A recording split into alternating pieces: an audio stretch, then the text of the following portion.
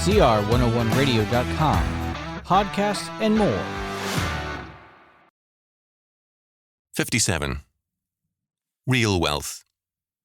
Which is better, $1 million or 1,000? The answer is an obvious one.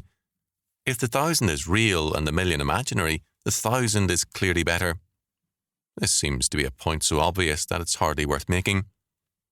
Unfortunately, however, for most people, the imaginary is more important than the real. I've known women who always thought romantically about a man they perhaps could have married while looking down on a real and good husband. Then, too, there are men who see only good in their imaginary and possible wife and little in their real one.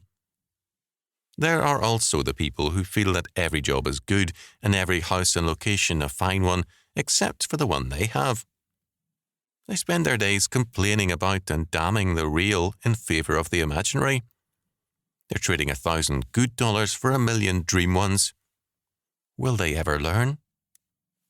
One wife spent over 40 years complaining about her husband and then, after he died, could only talk about what a fine man he was, how she missed him, and how she had not appreciated him properly.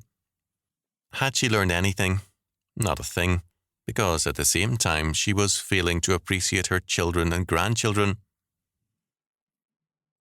Genesis 6:5 tells us of fallen man, quote, that every imagination of the thoughts of his heart was only evil continually. Imagination denies God's good gifts in favour of a dream world, a dream husband, wife or children, a dream house or kitchen, a dream workshop, study or place.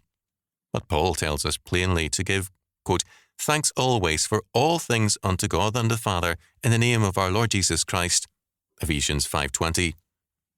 To do so means to recognise that all things come from the hand of God and His reality is good and our imagination is at best unreal and often rebellious and evil.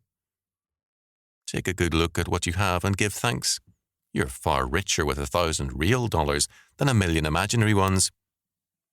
Our wealth is in reality, not in fantasy. Stop complaining and give thanks. God no more loves a complainer and a whiner than you and I do, and far less. Your wealth is in reality, received from God's hand with thanks.